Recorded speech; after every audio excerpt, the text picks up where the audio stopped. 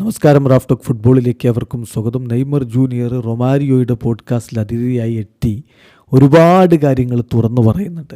ആ കൂട്ടത്തിലാണ് കിലിയൻ എംബാപ്പയുമായിട്ടുള്ള റിലേഷൻഷിപ്പിനെ കുറിച്ച് ചോദ്യം വരുന്നത്. അദ്ദേഹം പറയുന്നുണ്ട്, കിലിയനുമായിട്ട് ഞാൻ PSG എത്തിയ സമയത്ത് തുടക്ക കാലഘട്ടത്തിലൊക്കെ വളരെ അടുത്ത ബന്ധമായിരുന്നു, പക്ഷെ പിന്നെ മെസ്സി വന്നപ്പോൾ കിലിയൻ അസൂയയായി മാറിയെന്ന്. അദ്ദേഹത്തിൻ്റെ വാക്കുകളിലേക്ക് പോവുകയാണ്.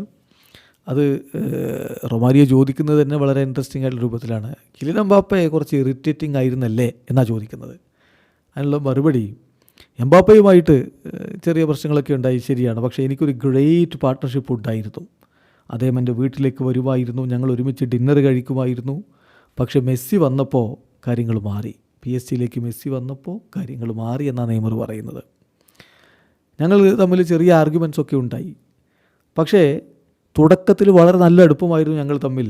ഞാൻ അദ്ദേഹത്തെ ഗോൾഡൻ ബോയ് എന്നാണ് വിളിച്ചിരുന്നത്.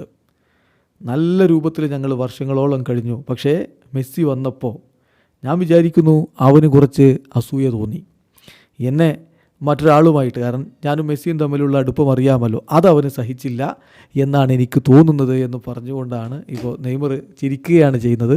അതിൽ നെയ്മർ പറയുന്നു, മെസ്സിയോടുള്ള തൻ്റെ അടുപ്പം എംബാപ്പയ്ക്ക് അസൂയ ഉണ്ടാക്കി എന്നാണ്. വീഡിയോ അവസാനിക്കുന്ന ഫുട്ബോൾ ലോകത്തെ കൂടുതൽ വിശേഷങ്ങളുമായി റാഫ് ടോക്സിൽ എത്താം.